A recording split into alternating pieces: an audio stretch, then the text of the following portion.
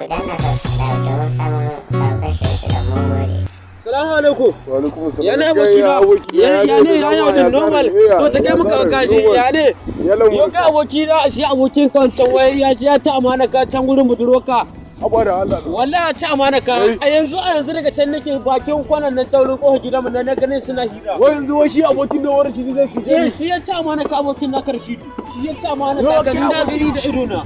Yau abokina ana gani shine na kirke kai ne na banza kina a ce kenan shi yake cutata. Ga malan ya taho da shi to. Sai ya inan ya ganan ya Yana da abokina. Mu ta gurin shi. Kai ka gan shi ma gana. Kai amma abokina. Kai yanzu aka ga mun abokina muna shi da ido na gani shi ya ci amana ka. Na gani da ido na shi ya ci amana ka. Ku dakata. Hujjan mu dakata hujja. Abokina wanda kai wanda ne kake gani na banza a cikin Fatima bace ba. Fatima ce ni tana so kai. A'a ƙarya ne. Sannan kuma ni. Ƙarya ne. Kuma ni nake dan da kana raka ne a wajen hira wajen. Kai baraka ja. Fatima ta wace. Duk wanda ya ce zai ta awon Fatima sai na kashe shi. Abu ta wani gaje. Ba ni abu bane ba. Kai yanzu dan kana raka ne a wajen hira shine kawai ta kwanta mu a rai.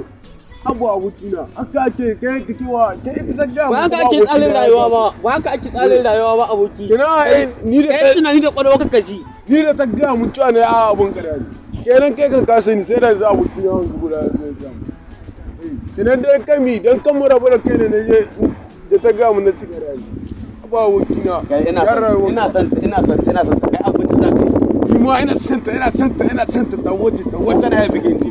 da kyau ma Shirya? na shirya Ka shirya? na shirya Ka shirya? na shirya Ka shirya? na shirya